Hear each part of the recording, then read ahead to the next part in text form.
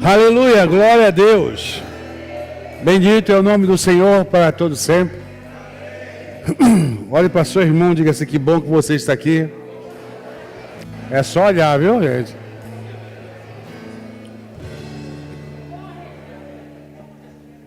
Olhe para seu irmão e diga: eu quero dizer que você é uma bênção de Deus.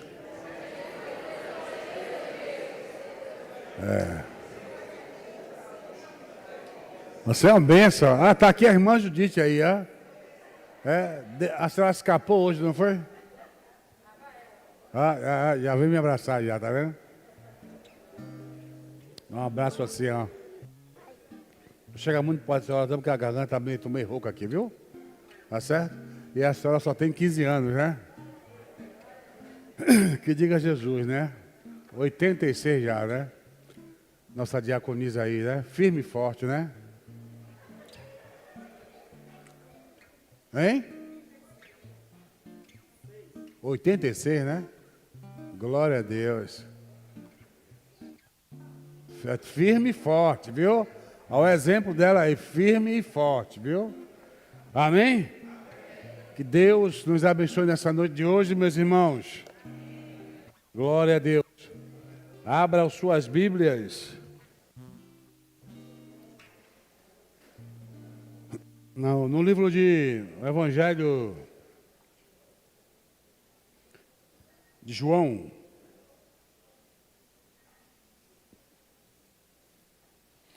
No capítulo 15 de João.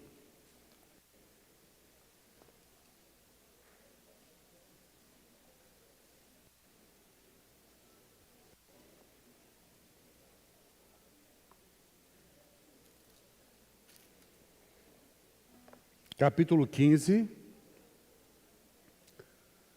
versículos 6 e 8.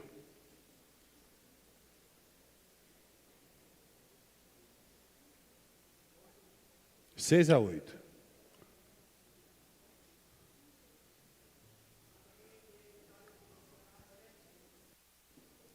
Diz assim: se alguém não estiver em mim, será lançado fora. E como a vara secará, e os colhem, e lançam no fogo e ardem. Se vós estiverdes em mim, e as minhas palavras estiverdes em vós, pedireis tudo o que quiseres, e vos será feito. Nisto é glorificado meu Pai, quem deis muito fruto, e assim sereis os meus discípulos. No 10 diz: se guardardes os meus mandamentos, permanecereis em mim, no meu amor, do mesmo modo que eu tenho guardado os mandamentos do meu Pai e permaneço no seu amor. Amém? Que o Senhor Jesus Cristo nos abençoe com essa palavra e fale profundamente, gloriosamente aos nossos corações, trazendo uma revelação ao seu coração, ao meu coração, em nome de Jesus. Amém? Pode sentar-se.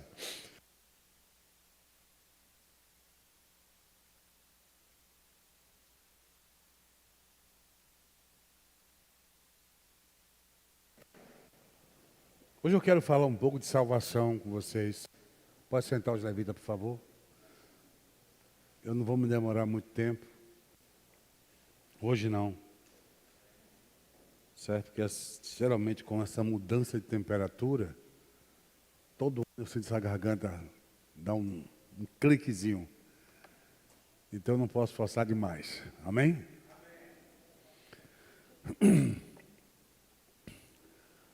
Falando de salvação, e permanecer em Jesus, falando de salvação, ele exorta para que nós continuemos, perseverando, permanecendo nele. A salvação, ela é eterna para aqueles que obedecem. Eu sei que você vai achar pregações por aí, eu sei que muita gente não vai concordar comigo. Não tem problema. Aí você pode estar com outras coisas. Mas a salvação ela é eterna para aqueles que obedecem. Aí você entra na contradição, mas se a pessoa é salva, ela pode desviar do Evangelho? Bom, a Bíblia tem vários exemplos de pessoas que desviaram dos mandamentos de Deus. Então a pessoa pode se desviar do mandamento de Deus. Eu não estou falando que Deus ele enxota a pessoa, ele tira a pessoa do seu caminho. Deus ele não faz isso com ninguém. Mas a salvação é um presente de Deus para você.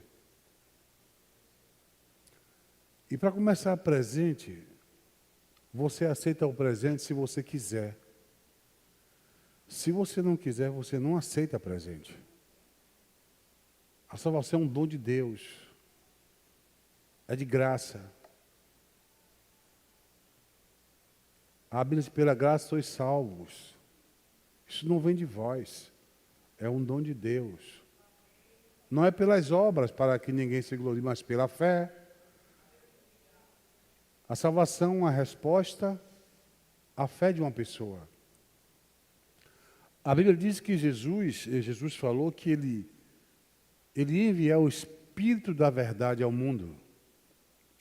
E esse Espírito da verdade, que é o Espírito Santo, ele trabalha na igreja e trabalha no mundo. A Bíblia diz que o Espírito Santo o mundo não conhece e diz que não pode receber, e não pode. O ímpio ele não recebe o Espírito Santo. A pessoa do mundo ela não recebe o Espírito Santo. A Bíblia diz que ele não pode receber como morada. Quem tem o Espírito Santo como morada é o cristão, é o crente, aquele que aceita Jesus como Salvador. O próprio Paulo diz, você receber o Espírito pela lei ou pela graça. Então, o cristão, ele tem o Espírito Santo na vida dele. A pessoa do mundo, ela não tem o Espírito Santo na vida dela. Por quê, pastor, bispo? Porque o Espírito Santo, ele não habita em nenhum coração que ainda não foi santificado, que ainda não foi resgatado. Ele não habita em nenhum coração que ainda não pertence a Deus, que não se entregou a Deus. O Espírito Santo, quando ele vem morar em você, ele vem como um selo. Selo como? Ele vem como um selo de propriedade. Ele vem selar você e marcar você como uma propriedade de Deus. E você só é uma propriedade de Deus, só passa a ser uma propriedade de Deus quando você recebe Jesus como Salvador. Quando você ouve o Evangelho, você crê no Evangelho, e você recebe Jesus Cristo como seu único Senhor e Salvador. Aí nesse momento, o Espírito de Deus vem em você e faz morada. Tanto é que depois de você cristão, o que é que a Bíblia diz de você, da sua relação com o Espírito Santo, da sua relação com Deus? Diz, não sabeis que vós não sois de vós mesmos? Não sabeis que vocês são templos do Espírito Santo, morada de Deus? E esse é o motivo que o crente não pode fazer qualquer coisa no corpo dele. Porque o corpo dele não pertence a ele. Se você é de Deus, se você pertence a Deus, gente, você não pode fazer o que quiser do seu corpo. Você não pode andar fornicando, prostituindo, adulterando, colocando no seu corpo um monte de tatuagem.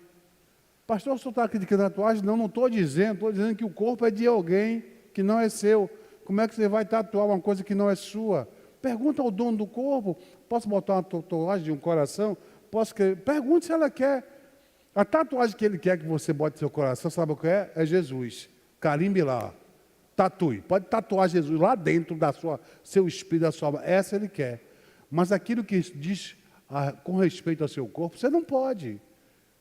Não estou dizendo que você não pode tatuar. Eu estou dizendo que você não é livre para fazer o que você quer do seu corpo. Porque se seu corpo pertence a Deus, você não é livre. Se eu tenho um carro e empresto a você, você não é livre para pegar meu carro e pintar ele. O carro é meu, estou emprestando a você. Para você fazer uma coisa do carro, tem que perguntar a mim. Posso pintar o seu carro? Então o Espírito Santo, ele habita em você, você é do Espírito Santo. Você é de Deus. Mesmo você cheio de tatuagem, você é de Deus, não tem nada a ver uma coisa com a outra. Mas eu estou dizendo a você, que você não pode, você não tem o direito de pegar o corpo que é do Espírito Santo e fazer o que você bem quer e entende. E outras coisas mais, tem coisas bem piores, né, que se faz. E as pessoas dizem, não, o corpo é meu, a vida é minha, eu sou livre. Não, você não é livre não. A Bíblia diz de quem você se torna servo, deve a obediência. Antes éramos servos do diabo, não era assim? Porque a Bíblia diz que Deus nos resgatou do império das trevas e nos transferiu para o reino do seu amor. Mas com o diabo a gente não tinha opção, a gente tinha que fazer o que ele mandava. Você tem que fumar mesmo, tem que beber, tem que ter um cachaceiro, tem que ser um ébrio, tem que pegar em droga, tem que se prostituir, tem que adulterar, tem que trair com sua mulher, tem que trair seu marido, você tem que ser um cara errado. Você não tinha opção. E outra coisa, né, você gostava de fazer isso. Que isso é uma das características das pessoas que não têm Cristo. Ela vê o pecado como algo normal, como parte da vida dela. Éramos tão escravos que não notávamos o erro que cometíamos. Mas quando você é livre para Cristo, agora você dá obediência a Cristo. Em tudo. Até as coisas boas.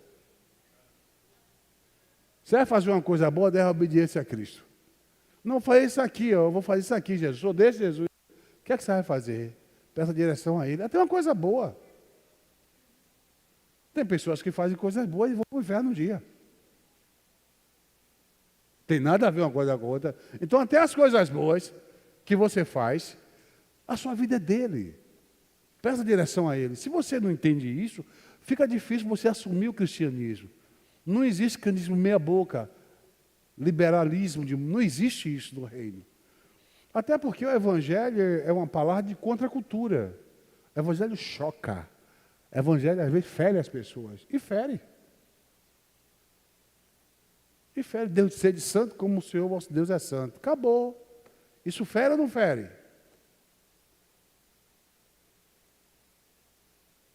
Os ímpios irão para o inferno. Os adúlteros irão para o inferno. Os fornicários irão para o inferno. Está escrito isso na Bíblia. Isso fere as pessoas. Mas é verdade. Está na Bíblia, é verdadeiro. E o Espírito Santo, ele trabalha na vida do mundo também. O crente recebe o Espírito Santo. O Espírito Santo está na sua vida.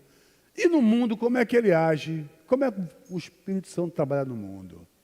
Quer dizer que Joel capítulo 2 diz, né?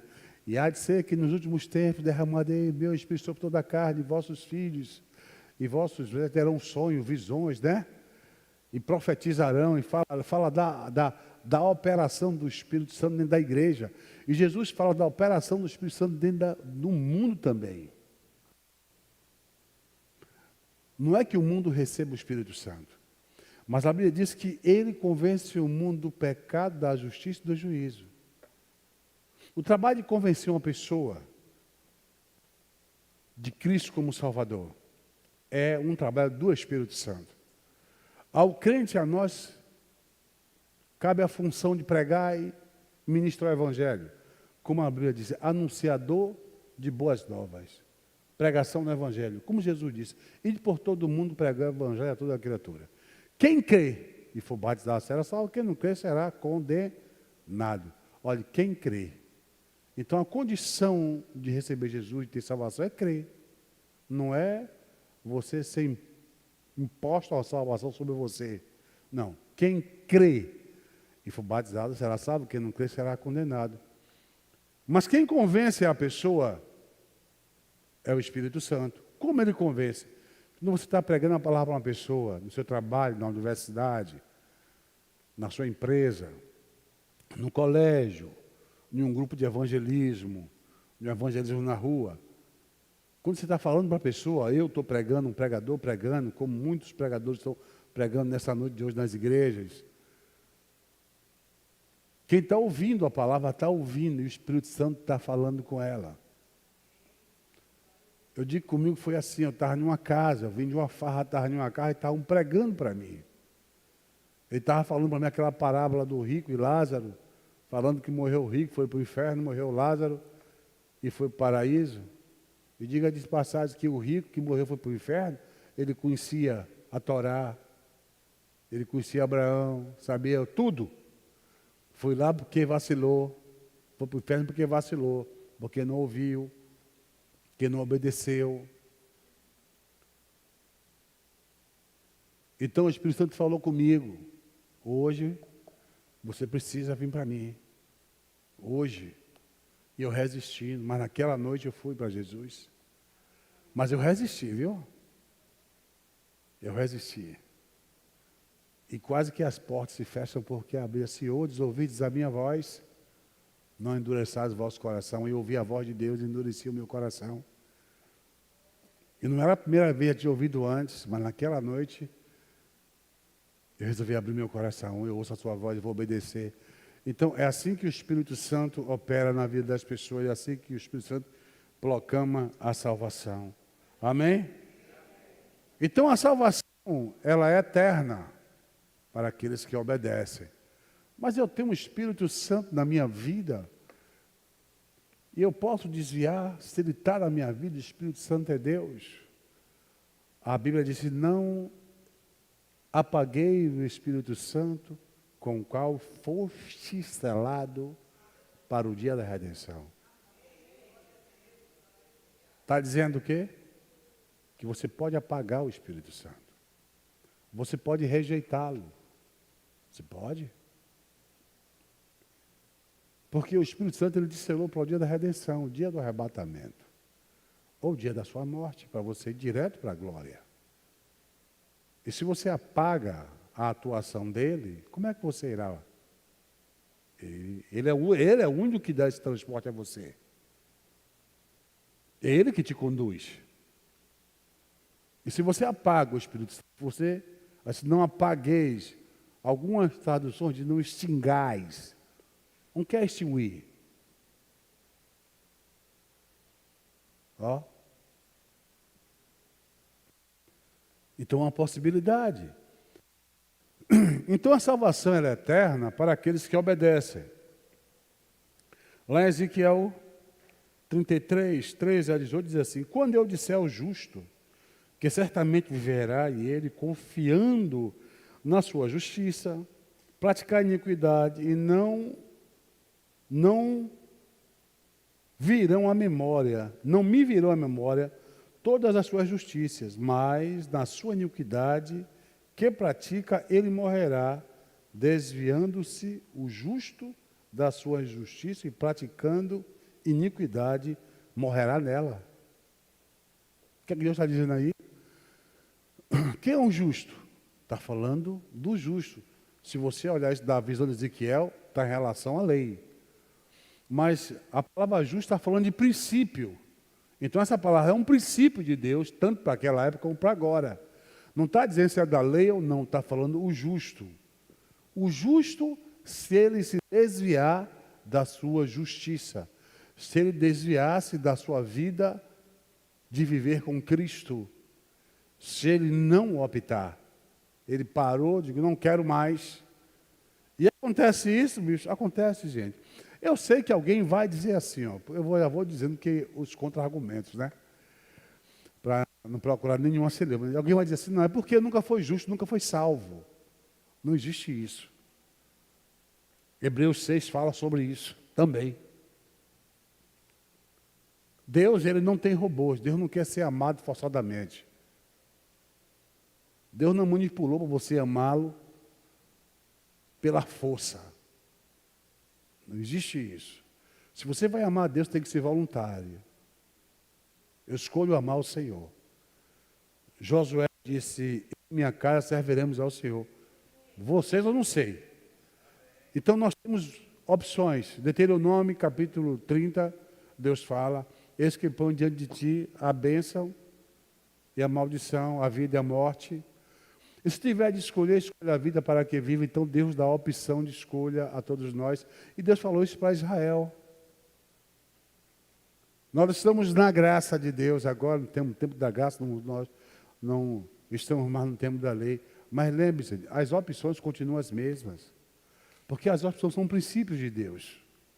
Você não é forçado a servir a Deus. Você não é obrigado a servir. Você não é obrigado a ser salvo. Assim como você que está me vendo, você não é obrigado a ser capaz do diabo.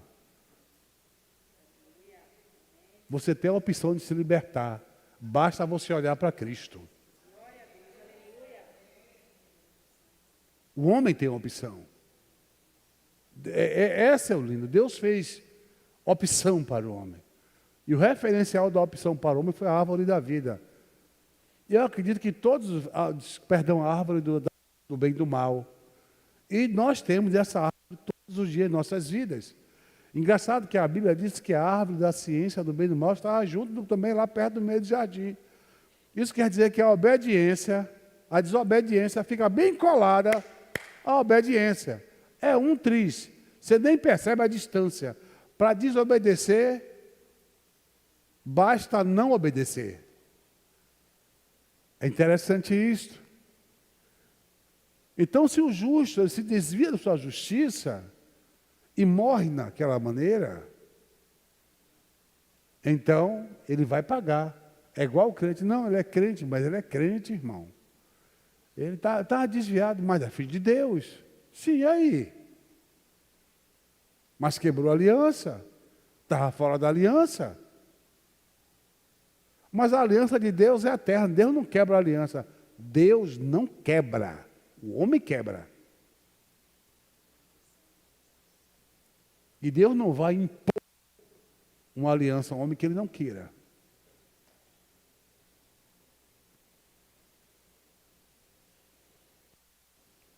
Jesus ele fala assim, ó, se alguém não permanecer em mim, será lançado fora, semelhante do ramo, e secará, e apanham, e lançam no fogo, e queimam.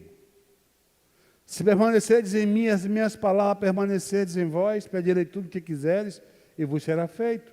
Nisto é glorificado meu Pai, em quem dei muito fruto.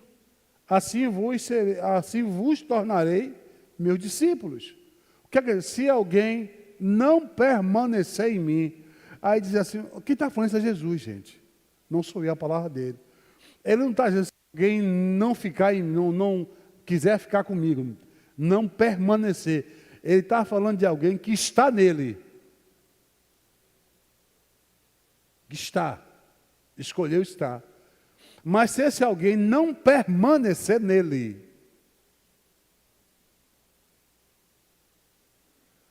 então você tem a opção de permanecer em Jesus. Porque esse Jesus aqui, ele está falando diretamente para os seus discípulos. Pode ter uma multidão perto dele. Mas o projeto para os discípulos dele é o quê? Permanecer nele, guardar os mandamentos e dar muito fruto. Esse é o projeto de Deus. A gente vai falar, semana que vem, se Deus permitir, sobre evidências da nossa salvação. Aquilo que prova que você é salvo. Ah, pastor, eu não tenho convicção da minha salvação. Venha domingo que vem que você vai ver. Vamos pregar sobre isso aqui. Entendeu? Para você aprender como é que Ele dá as coisas. Deus não faz nada solto, irmão. Tudo de Deus é calculado. E para as nossas vidas, o plano é esse. Então, a salvação, ela é eterna para aqueles que obedecem. Então, Jesus ele diz, aquele que não permanecer em mim. O que é que faz que você não permaneça em Deus? O que foi que fez com que Adão e Eva não permanecessem em Deus? O que foi? Desobediência. É fácil, é uma coisa tão simples de você entender. E você não está confiando que uma vez salvo, salvo para sempre, e porque você foi eleito, você está salvo, e você pode fazer o que você quiser. Você não tem como cair, se cair volta, porque você já está salvo mesmo. Não adianta, mesmo que você queira escapar, não vai. que Deus não vai deixar. E quem está perdido não tem jeito, está perdido, não tem jeito. Não adianta vir para a igreja que está perdido. Não, não. Jesus disse: vinde a mim os cansados e oprimidos, e eu vos aliviarei. Vinde a mim. É um convite. Esse convite não é para uma parte, é para o mundo, para todos. A salvação, ela é franqueada a todos os homens, porque a Bíblia diz que claramente que a vontade de Deus é que todos os homens sejam salvos. A vontade de Deus. Mas será salvo? Não. Pelo caráter de Deus, pela bondade de Deus, todo homem seria salvo. E é o mesmo caso do divórcio. Já viu o divórcio?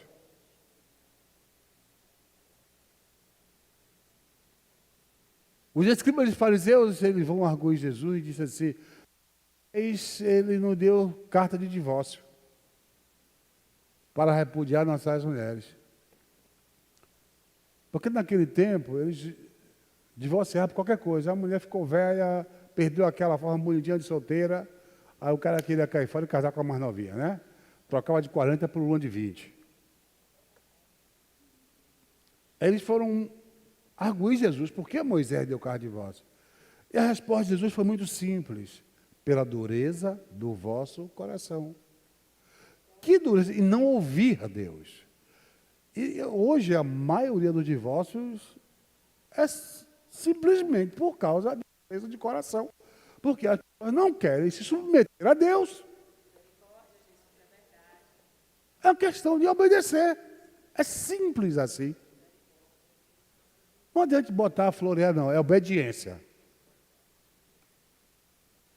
Então, porque todas as pessoas não são salvas, obediência. Nem todos querem obedecer. Já vi uma pessoa dizer: olha, pastor, na época eu era pastor, eu amo o mundo, eu gosto do mundo.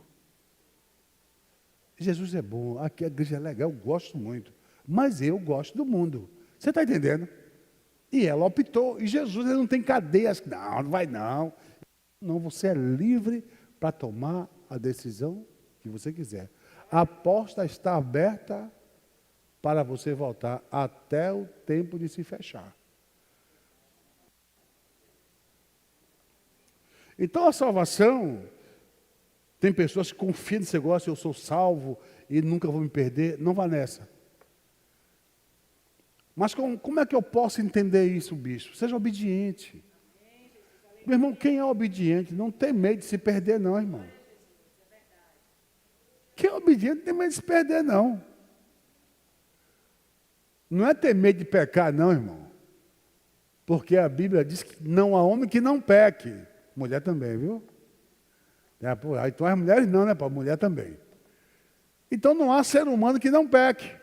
Até a gente cometemos nossos erros. Você está entendendo? Mas o fato de você cometer um pecado não vai desviar você, derrubar você, porque a Bíblia diz que com Deus está o perdão para que todo homem o tema. Aleluia. Glória a Deus. Aleluia, Jesus. Então, quando você peca, você vai até Deus, você se humilha diante dele, você pede perdão a ele. Se foi contra a pessoa, vai até a pessoa, pede perdão a ela. Se foi contra o esposo, vai pede perdão à esposa. Se foi contra o esposo, vai pede perdão ao esposo. Seja quem for, vai lá e pede perdão. E depois a Deus. Que tem pecado que é só contra Deus. Que tem pecado que é contra o homem e contra Deus. Que quem peca contra o homem, peca contra Deus. Então não é só pedir perdão à pessoa, tem que pedir perdão a Deus. Porque todo pecado é uma forma de rebelião.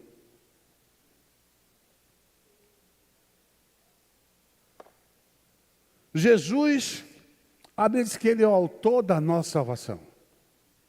O autor. Foi ele que consumou a salvação ali na cruz. A salvação é dele. Ele é o autor e o consumador da nossa fé, da nossa salvação. Mas o autor e o consumador da nossa salvação, nos deu a salvação, traz no bolso da salvação o pedido, ou a ordem, ou o mandamento, a exigência da obediência. Eu sempre cito esse texto que Tito 2,15, que diz que a graça de Deus ela foi manifestada a todos os homens. Olha, todos os homens. Todos os homens. A graça de Deus foi manifestada a todos os homens. Ensinando-nos que, renunciando toda a impiedade, olhe bem, renunciando toda... Quem renuncia a impiedade? É Deus que vai fazer você renunciar? Não, você. O próprio Jesus disse, quem quiser me seguir, negue-se a si mesmo, tome sua cruz e me siga. Não foi assim? Então, é você que tem que se negar. Deus não vai forçar você a se negar. É você que tem que ter essa disposição no seu coração. Deus bota lá o fruto do Espírito na sua vida e você tem que reconhecer que tem algo de Deus em você. Esse algo vai crescendo à medida que você dê espaço para ele crescer. Então, o autor da salvação, ele exige do cristão obediência. Obediência. Porque o que está se vendo hoje, na igreja moderna, hoje, vou dizer, contemporânea, né? É cada um está querendo ver da maneira que quer. Está como num livro de Juízes. Ainda naquela época não tinha líder, hoje tem líderes. E disse que cada um andava pelo caminho que queria. E hoje a igreja está assim. Muita gente está andando no caminho que quer. As pessoas estão dentro da igreja, não respeitam seus pastores, seus líderes. Não vão conversar com ele, como estão, não pedem ajuda. Pede ajuda, às vezes, a um que está igual a ele. Aí cai naquela palavra, né? Pode um cego e outro cego, ambos cairão no abismo. Isso está acontecendo muito hoje. Eu posso fazer tudo, eu sou livre, eu posso fazer tudo. Eu posso todas as coisas, me fortalecem, posso fazer isso, posso fazer. O liberalismo hoje na igreja está vergonhoso. Muitas vezes tem crente que não sabe diferenciar quem é crente e quem não é crente, irmão. Às vezes tem crente que tem melhor comportamento que é descrente, melhor comportamento que é crente. Vergonhoso.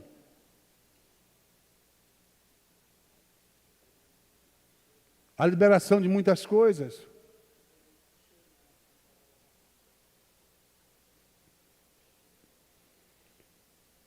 E tendo sido aperfeiçoado, tornou-se o autor da salvação eterna. Olha, Jesus, autor da salvação eterna. A salvação, ela é eterna. Está afirmando aqui. Para todos aqueles que lhe obedecem. Você quer uma coisa mais clara do que essa? Não é incoerente? Aí fulano é salvo, faz um bocado de bobagem, mas é escolhido. Não se preocupe não, foi para o mundo, está lá falando pior miséria. Se for escolhido, vai voltar na hora. Até isso até é meio evasivo, né? Porque se não voltar, não for escolhido. Se voltar, porque foi escolhido, né? De toda maneira, a pessoa vai ter razão. Isso é igual às previsões do evolucionismo, né? Como assim? Daqui a não sei quantos milhões de anos, um dia eu vi um sujeito, um cientista, ele prevê que daqui a não sei quantos milhões de anos, o homem será tipo uma tartaruga, vai ter um casco e vai andar assim. E todo mundo acredita. Muita gente acredita. Ah, o cientista fulano, Beltrano, falou isso. Isso é bem verdade? Isso... Mas só que ninguém vai estar aqui há 1 milhão de anos, 1 trilhão de anos, para ver se é verdade ou não. Então é um tiro no espaço vazio.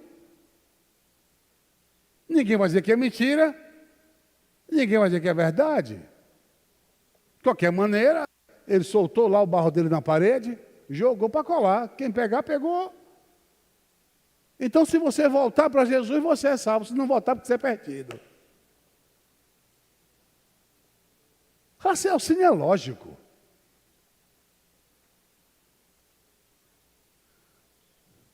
Enquanto que a Bíblia ela fala diferente, né? Jesus é autor da salvação eterna. Porque a salvação em si ela é eterna, irmão. Porque a salvação é Cristo. Cristo é eterno. Mas a salvação é eterna em relação ao ser humano. Ser ser humano, continuar obedecendo o que ele falou no início, em João 15, permanecendo nele. E você não ficar fiado desse negócio de que você...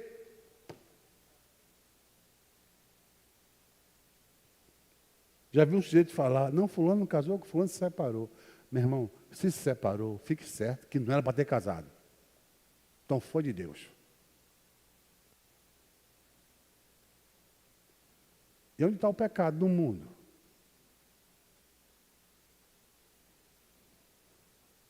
O que a Bíblia diz? De que se queixam os homens dos seus próprios pecados. O pecado é a razão do mal.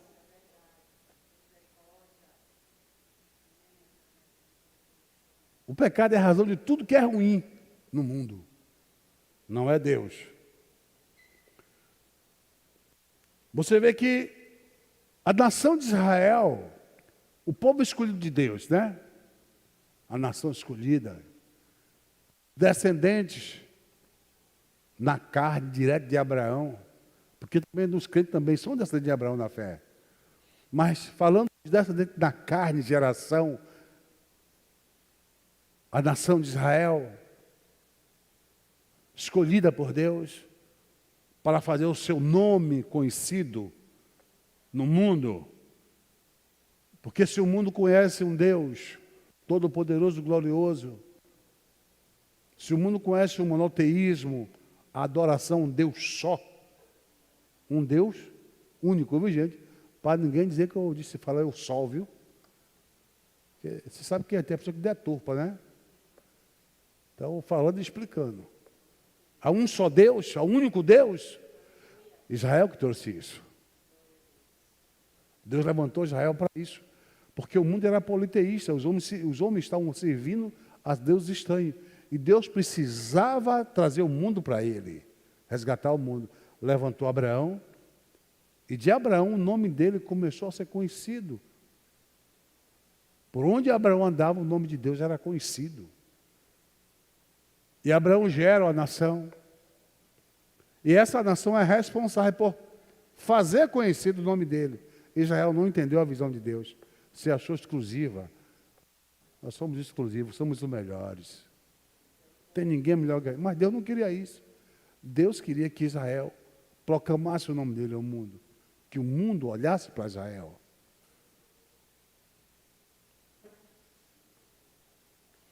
Hoje a guerra tem essa incumbência.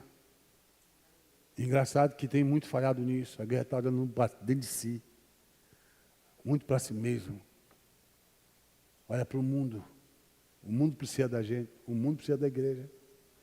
A igreja tem os oráculos da salvação. Tem a palavra de libertação.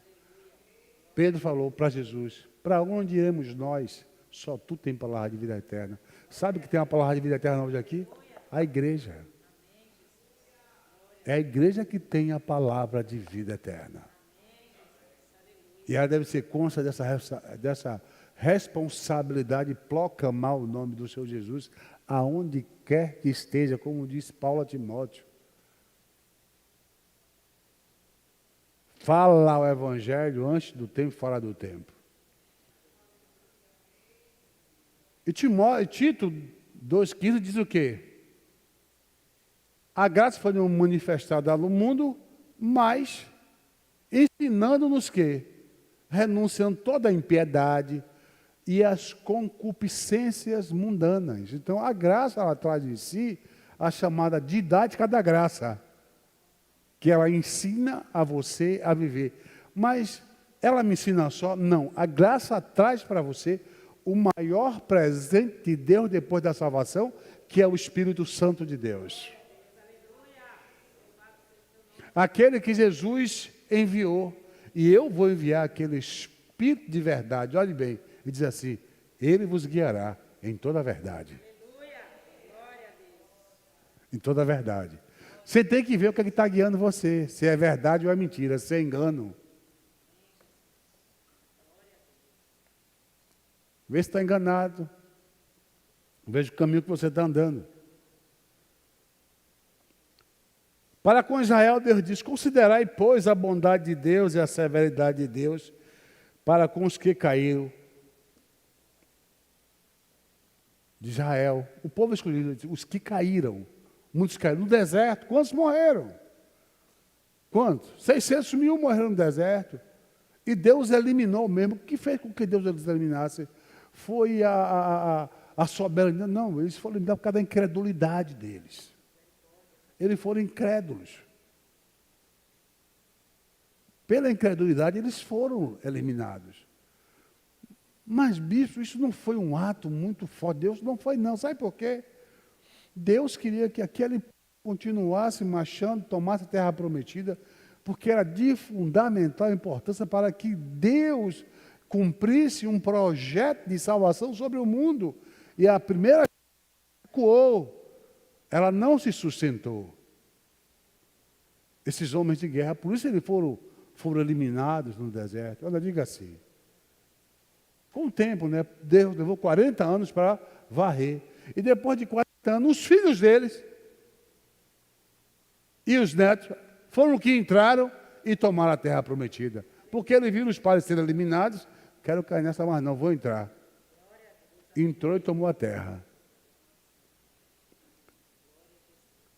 Considerai, pois, a bondade de Deus e severidade para com os que caíram, severidade, mas para contigo, com a gente, Paulo falando para a igreja, para contigo, a bondade de Deus, severidade para com os que caíram, para contigo, para conosco, diz, a bondade de Deus. Mas olha o que ele diz logo depois. Se nela permaneceres, de outra sorte, também tu serás cortado.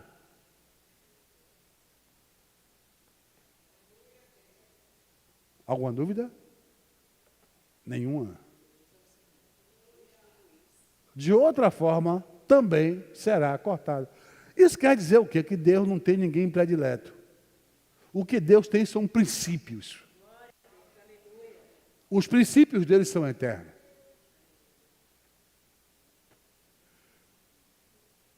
É isso que eu não fui severo com Israel, não eliminei os incrédulos, os pecadores. Aí Paulo diz, mas para com vocês, Deus foi bondoso. Porque Deus, só o que ele fez? Vou ler aqui o restante para você entender. Pois se foste cortado por natureza, era a oliveira brava. Nós éramos a oliveira brava. O que é brava? Infrutífera. Não presta. Oliveira brava. E contra a natureza, enxertado em boa oliveira. Nós fomos enxertados em Cristo. Sabia disso, né? A igreja é enxertada em Cristo. Em Israel, na oliveira boa, bonita. Nós, oliveira brava, para darmos fruto, fomos enxertados em Cristo. Na boa oliveira. Quanto mais serão enxertados na sua própria oliveira aqueles que são ramos naturais. O que Deus está dizendo para a gente logo do início é que se Deus não poupou esse povo, como nos poupará? Abre-se os anjos que não guardaram o seu principado, os anjos que não guardaram a sua posição de anjos. É? E não são os anjos que estão aí não soltos, não, viu? Isso aí tem várias vertentes de ensinamento. Eu opto por essa. Certo? Aqueles anjos, diz que foram aqueles anjos de lá do dilúvio, eles não guardaram o seu principado, a sua posição de anjos, que não eram anjos, eram demônios. Demônios, porque os demônios são anjos caídos, mas são. Sei que muita gente não vai concordar comigo, mas é assim que eu ensino. Eles não guardaram, baixaram de grande, alta patente. Deus os trancou em cadeias eternas para o dia do juízo. Então existe uma gama de anjos, não sabemos quantos, milhares deles, ou milhões, ou trilhões, ou bilhões, não sabemos, que estão presos em cadeias eternas para o dia do juízo. E os que estão aqui não ficaram soltos, não se comportaram como ele. Se Deus não poupou esses anjos, como nos poupará? O que é que Deus está dizendo? O precedente de permanecer com Deus é o quê? Obediência. Aleluia, glória a Deus. Obediência.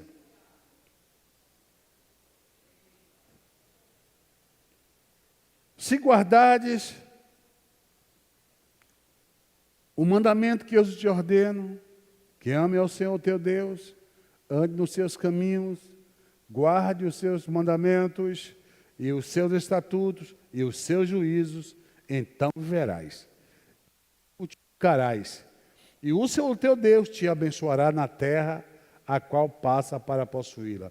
Deuteronômio 16:30. O que Deus está falando? Deus, isso aí não é lei, isso aí é princípio. Entenda, lei é uma coisa, princípio é outra. Isso é o princípio da obediência. Deus te dá uma coisa, agora seja obediente. Estou colocando você nessa posição. Agora, nessa posição é para você glorificar meu nome. Como é que você pode glorificar o nome de Deus? Obedecendo os seus mandamentos. Se Deus te deu um grande emprego, uma grande posição social, no emprego, em um grande lugar, ou na política, seja onde for, seja obediente, glorifique o nome de Deus. Porque quem te botou, derruba também. É isso que ele quer dizer. Seja obediente. Porque senão cai. E essa mesma coisa, essas mesmas condições, estão colocadas à nossa disposição em obedecer ou não. Agora, porém, vos reconciliou no corpo da sua carne, mediante a sua morte, para apresentar-vos perante ele santos, inculpáveis e irrepreensíveis, se é que permaneceis na fé, alicerçados e firmes, não vos deixando afastar da esperança do evangelho que ouviste e que foi pregado a toda criatura debaixo do céu, do qual eu, Paulo, me tornei ministro. O que é que ele está dizendo aqui? O que é que ele está dizendo? E ele te reconciliou em Cristo no seu corpo, mediante sua morte, para lhe apresentar diante de Deus, diz assim, é santo, santo que é separado para Deus, inculpável, inocente, porque Cristo pagou a sua culpa, certo? E irrepreensível, você não tem erro, porque Jesus levou seus erros sobre ele. Aí ele diz, se é que permaneceis na fé, se é, então a condicional o quê? Permanecer na fé. Que fé é essa? É a fé de você alcançar a bênção, uma cura, uma restauração. A fé no ensinamento em seguir a Deus. A fé naquilo que o Evangelho apresenta, você ir para o céu. A fé, a firmeza no Evangelho, não se demover facilmente, ou melhor, não se largar o Evangelho por nada. Se permanecerdes na fé e alicerçados e firme, não vos deixando afastar da esperança do Evangelho que ouviste e que foi pregado a toda a criatura debaixo do céu, e do qual eu, Paulo, me tornei ministro. Então, está dizendo o quê? Que você vai ser apresentado a Deus, que você vai ser elevado. Se permanecer na fé. Permanecer na fé, não, alicerçado. Firme. Aí você se lembra daquele que edificou a sua casa sobre a rocha, que veio a tempestade e não derrubou a casa. O que não está alicerçado é aquele que fez sobre a areia, a vida meieira. Veio a tempestade, a tribulação da vida, não aguentou, aí se afastou do Evangelho. Eu quero dizer uma coisa a vocês, não se assustem que eu vou falar. Tem muita gente afastada do Evangelho dentro da igreja, gente. Está sentado, ceando, tudo dentro da igreja, afastado. Precisa mudar a sua vida. Precisa mudar. O afastado, irmão, não é só aqueles que estão lá no mundo, não. Aqueles são o que a gente vê. Mas dentro da igreja tem muita gente afastada. Muita gente. Dentro da igreja, afastado do Evangelho, sem comunhão com o Senhor. Conserte a sua vida. Volte-se para Cristo. Cristo, porém, como filho em sua casa, o qual casa somos nós. Olhe bem, Cristo, porém, como filho em sua casa. Qual casa somos nós? Lembra que eu falei no início da pregação? Que você não tem o direito de fazer o que você quer da sua vida? Ó, aqui. Ó. Cristo, porém, como filho em sua casa. A qual casa somos nós? Você é a casa. Você é a casa. Se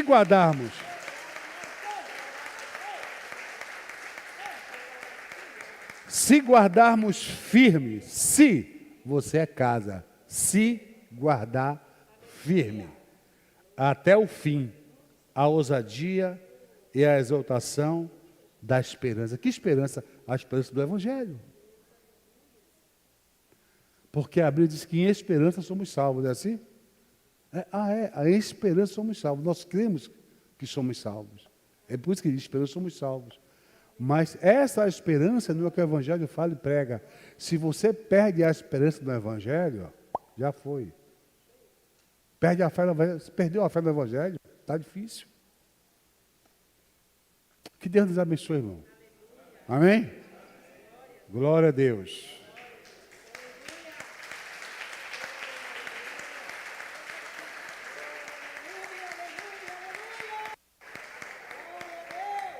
Agora nós vamos